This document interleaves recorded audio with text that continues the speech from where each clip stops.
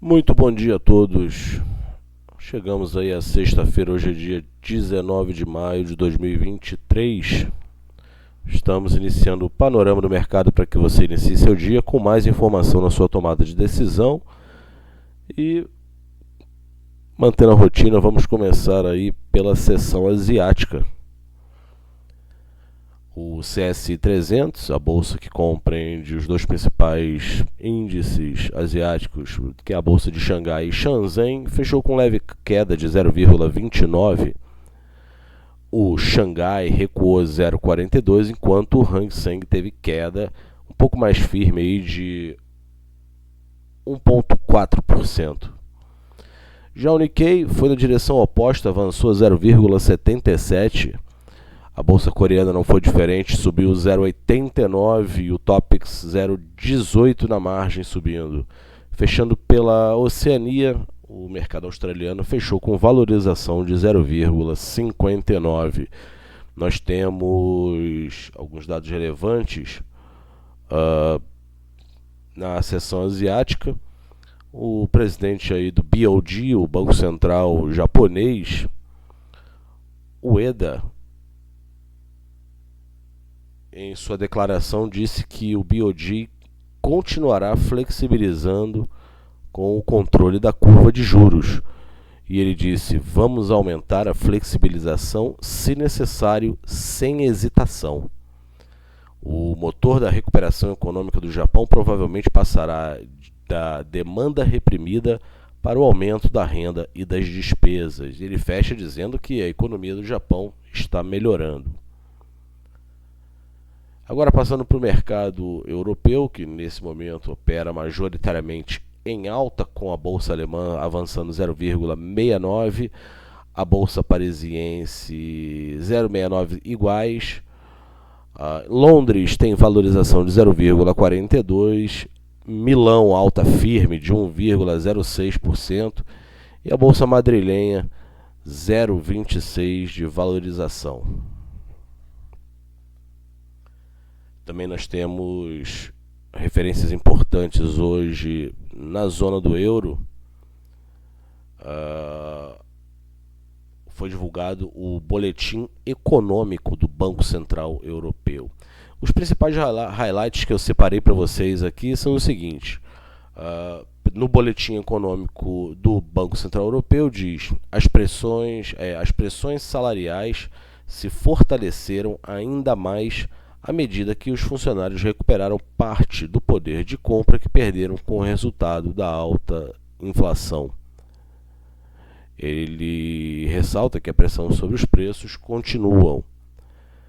Alguns diretores do Banco Central Europeu, na sessão de ontem, reafirmaram que pode ser ainda muito cedo para se falar em corte na taxa de juros. Alguns citaram, inclusive, que deixam a porta aberta para mais um aumento entre 25 e 50 bases na próxima reunião do Banco Central Europeu. Nesse momento, todos os principais índices por lá operando em alta.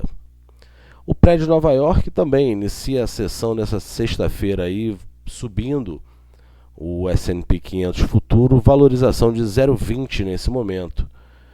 Já o Dow futuro sobe 0,13, a bolsa eletrônica Nasdaq no futuro sobe 0,23 e o Russell 0,27. No mesmo sentido, agora sobe o índice de volatilidade VIX 0,31, valendo 16,10 a cota do VIX.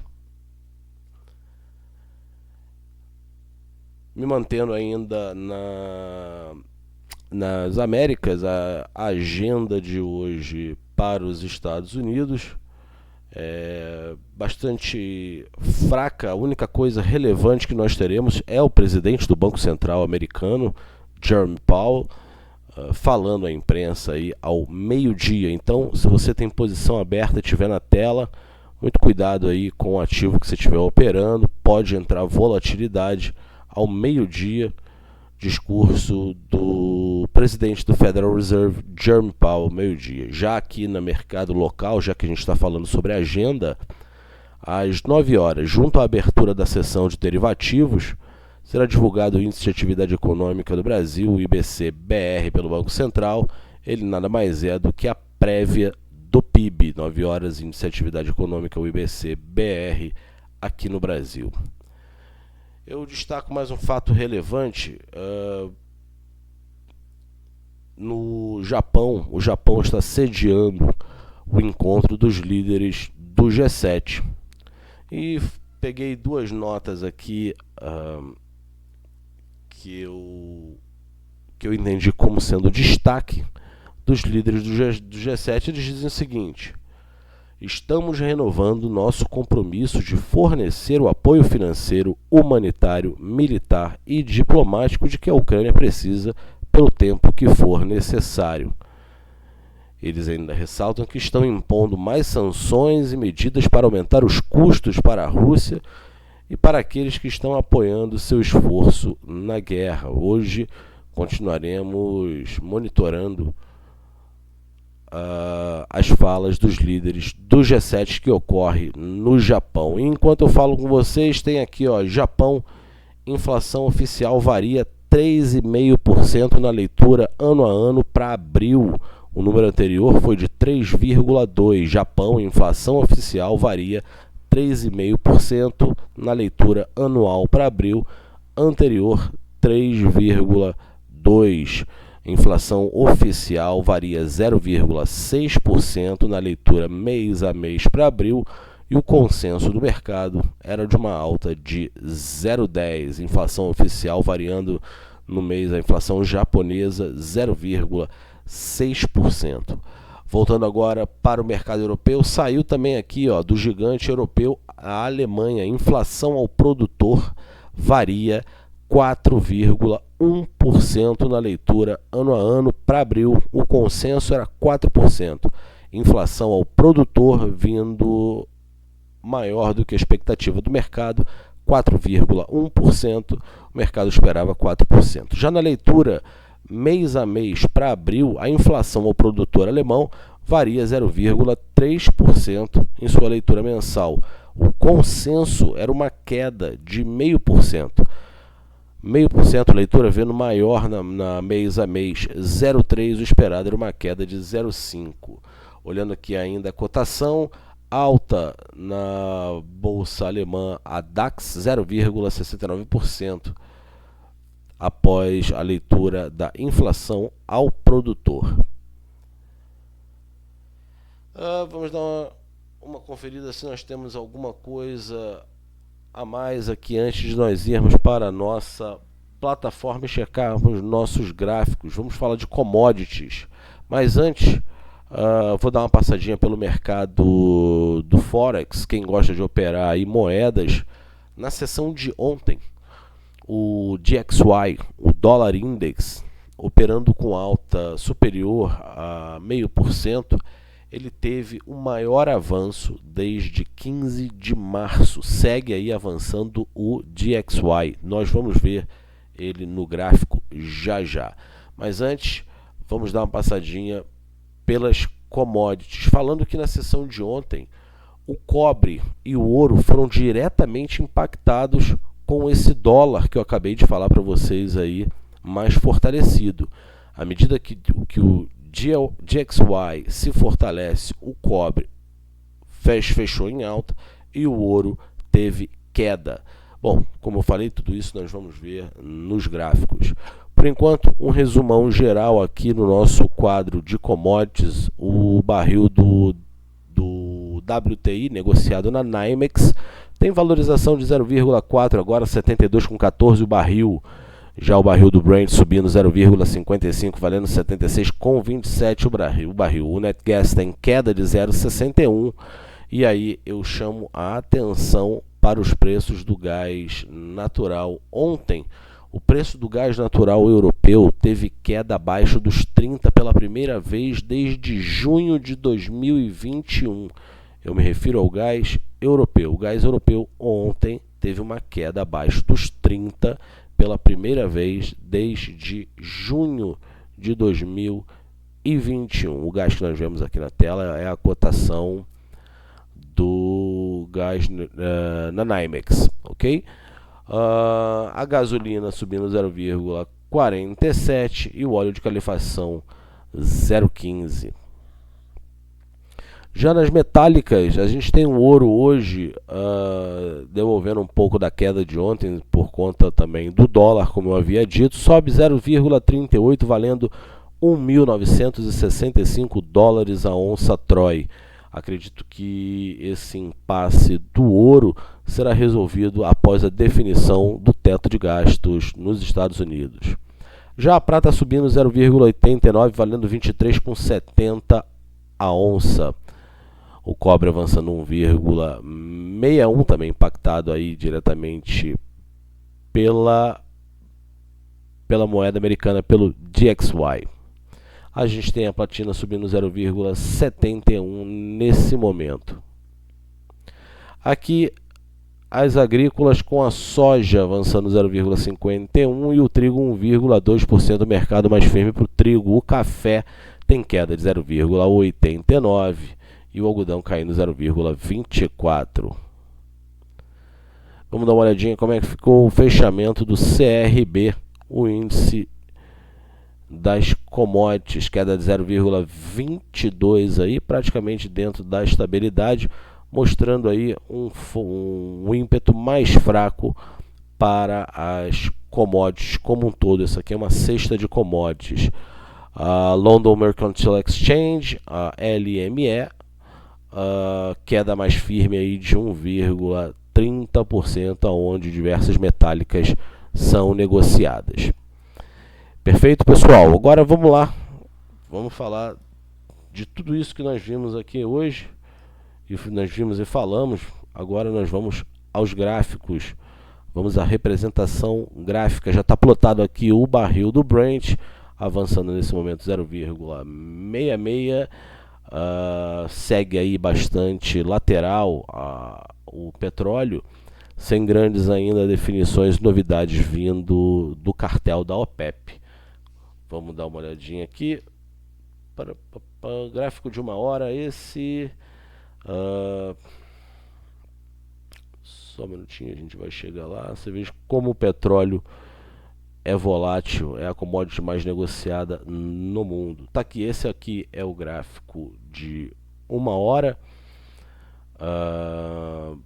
Após esse movimentozinho de alta aqui devolvendo essa queda, a gente consegue observar que no curtíssimo prazo, pessoal, o petróleo andou e não saiu do lugar. É basicamente isso. O petróleo andou e não saiu do lugar. Tá aí, ó. Olha a regiãozinha que eu tracei para vocês aí. Quando a gente vai fechando o gráfico para ter uma visualização de um período maior, a gente percebe que ele andou e não saiu do lugar. A commodity realmente precisa aí de um trigger bastante relevante para que ele possa estar rompendo essa primeira resistência aí de curto prazo e ganhar força mais compradora, ou perder o suporte lá na base dos 74, fechando com volume o 73 e rompendo, ele pode perder o patamar dos 70, ganhando força vendedora até a região dos 68, 67 dólares o barril. Não é essa a expectativa do mercado, lembrando sempre, não é essa a expectativa do mercado. Bom, não foi muito diferente aí para o WTI. O WTI que andou e não saiu do lugar. As variações já chegam a passar por 1, 2%. Ele é muito volátil, mas quando a gente pega ele e tenta botar no longo prazo, a gente observa que ele trabalha dentro de um range bastante apertado, inclusive. A gente tem aqui esse suporte, ele está um pouco mais esticado, a gente tem um pouco mais de 10 dólares de diferença aí no barril do range, o range do barril do WTI. Ele está muito mais próximo de romper a resistência e continuar com força compradora, do que recuar. Mas isso requer demanda. A oferta segue com números mais confortáveis, segundo os dados dessa semana aí do inventório do EIA, que saiu nos Estados Unidos. A oferta está mais confortável. O SPR, que é a reserva estratégica americana, a gente está falando do WTI agora. O SPR, que é a estratégia, o estoque estratégico americano, vem se esvaindo aos poucos. O Biden continua a vender reserva e não está repondo. A OPEP fica de olho nesse movimento dos Estados Unidos e através dele ele pode aumentar a oferta ou secar a oferta do óleo, ok? Então, fechando aqui pelo WTI, a semana foi basicamente bastante lateral para a commodity. Ela ameaçou a romper aí a resistência e continuar o movimento comprador. Diversas casas, como eu falei ao longo dessa semana, estão um pouco mais bullish para o petróleo, fechando no patamar aí dos 90 a 80 dólares ao final de 2023. Esse cara aqui, continuando pelas energéticas, é o Netgas. Observem o spike feito, ele está no gráfico de 1 hora. Observem o spike feito aqui. Já me antecipo e coloco aqui o que era resistência, o que era suporte, acabou virando resistência. Ele refugou, ganhou força compradora e está aqui agora buscando novas máximas intradiárias. Ele está devolvendo um pouquinho, como vocês podem observar aqui, ó. Ele devolveu um pouquinho, deve ser aqui o pessoal colocando esse lucro aqui, esse movimento, esse spike no bolso. E aí a gente vai ver se ele vai voltar ou se ele continua com um ímpeto um pouco mais comprador. Vamos dar uma olhadinha aqui, ó. Ele tem espaço para voltar à base, porém, rompendo essa nova máxima aí, o mercado se mostra bastante resiliente e comprador, ok? A gente tem que entender aqui que ontem, conforme eu falei, o gás europeu teve queda abaixo dos 30 pela primeira vez desde junho de 21. Esse aqui é o da NYMEX, com movimentos aí um pouquinho similares. Então pode ser que ele tenha encontrado aqui no longo prazo um patamar de suporte bastante grande, tanto na NYMEX quanto no mercado europeu. O mercado pode estar ganhando mais tração para continuar o movimento de compra. Esse aqui é o ouro, conforme foi falado aí, devido ao fortalecimento do DXY, o ouro recuou. Ele vem nesse canalzinho de curto prazo, conforme nós já identificamos essa semana. Ele vem por esse canalzinho aqui, ó, de queda no curto prazo. Ele espera uma definição um pouquinho maior por conta do debt ceiling nos Estados Unidos. Quanto mais eles prorrogarem a decisão, o ouro sobe. Se houver melhora nesse cenário, o ouro pode perder esse patamar aqui da região dos 1950 a 1940 dólares a onça Troy e ganhar um pouco mais de força vendedora. Esse suportezinho aqui foi rompido, pode ser um rompimento falso, uma vez que ele espera por definições no âmbito fundamentalista para dar continuidade do seu movimento de queda, ou dar um rebound aqui e romper de vez a nova máxima, onde ele está bem perto, lá nos 2.050 dólares a onça, e continuar com o movimento de compra. Agora sim, falando do lumber, esse aqui fica no nosso pipeline. A madeira aí, a gente está de olho principalmente no movimento de casas existentes e de casas novas, nas construções de casas novas e venda dessas casas novas com as vendas das casas existentes. Ontem saiu o Existing Home Sales, o número veio bem abaixo do esperado, bem abaixo do esperado. Ele teve um spike de compra, lateralizou e aguarda aí maiores notícias para que essa continuidade aí, essa volta ao mercado um pouco mais comprador continue. Observa que ele já está devolvendo toda essa queda anterior aqui. Ele fez a base dele aqui, criando um forte suporte. Tá aqui, forte movimento de suporte para o lumber. A gente vê a figura gráfica sendo formada. Deixa eu pegar aqui, ó. Tanto aqui, vou meter esse elipse aqui. Opa. Só um minutinho. Vamos lá. Prontinho. Ok. Ele não quer ir. Tá fazendo malcriação comigo. O C-Trader tá fazendo malcriação. Mas tudo bem. Aqui no mouse vocês conseguem ver, ó. Cabeça, ombro. Ou melhor, ombro, cabeça, ombro. Ele ganhando. Na verdade ele já ganhou, né?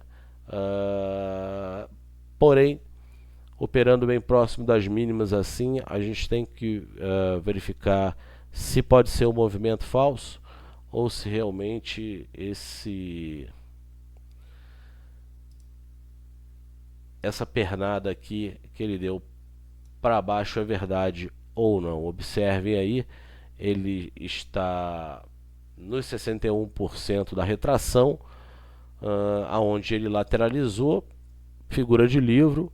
Vamos observar se ele volta para os 50%, ganha força, dá um rebote e vai embora para cima, ou se ele volta para as mínimas e por lá ele fica. Aqui figurazinha bastante interessante, praticamente aí figura de livro para vocês, com o nosso só com Fibonacci e suporte e resistência, beleza? Agora falando um pouquinho do cobre. O cobre segue aí bastante enfraquecido. É praticamente um movimento aí que houve uma grande decepção após a abertura do mercado chinês, a reabertura do mercado chinês, após o plano de Covid zero do Xi Jinping. O mercado acreditou que fosse recuperar nas commodities, tanto as metálicas quanto algumas agrícolas. Já havia falado no início da semana que o mercado pecuário brasileiro se decepcionou bastante com os preços do que se chama, né, no mercado de boi chinês. É a cotação do boi para exportação diretamente para a China. Eles são grandes importadores. As nossas exportações arrefeceram e a cotação do boi chegou a cair bastante. Bom, aqui no cobre, movimento bastante significativo. Ele tentando aí, mais uma vez, ele fez uma pequena resistência aqui de curto prazo. Vamos dar uma olhadinha aqui, depois a gente volta para com uma janela maior. Tá aqui, ó. Ele tá pressionado nesse patamar aqui, tentou uma, tentou quase duas, tentou três, vai tentar a quarta para, quem sabe, aí ganhar mais força compradora. O objetivo dele é vir para cá, onde encontra-se a maior resistência em 3,83. O cobre ganhando força, voltando a ganhar força compradora. Até lá não vejo compras, fico de fora.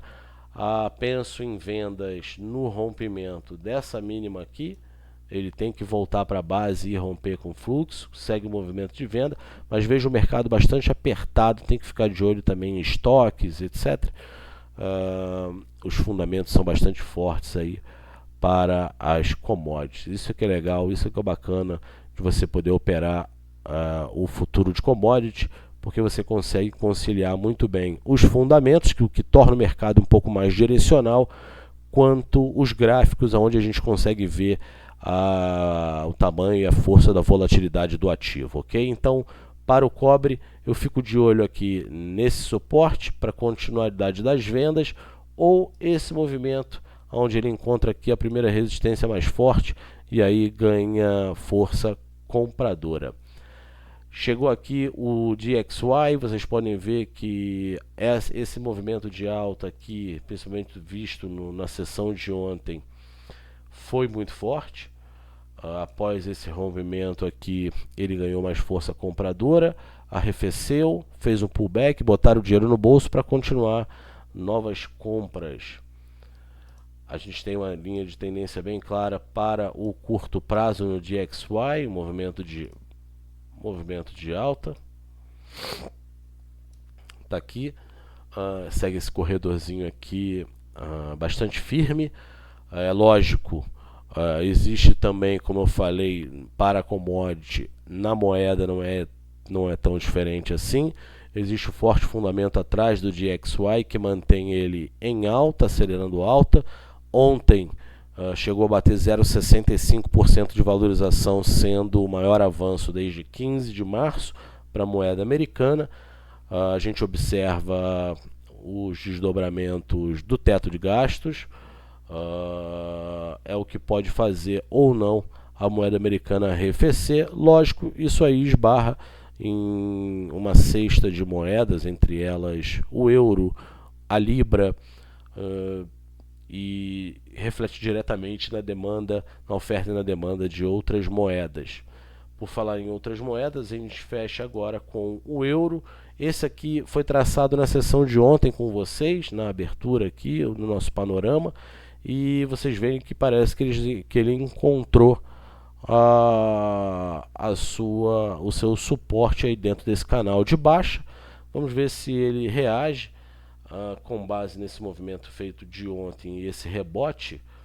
Vamos ver o que a gente pode esperar para o euro. A gente pode, quem sabe, ele volte aos 38, então tem bastante espaço aí para ele subir ou dar continuidade ao movimento de queda. Acredito mais num rebote, que ele volte para essa congestão aqui dos 50%, então o euro ficaria um pouco mais comprador.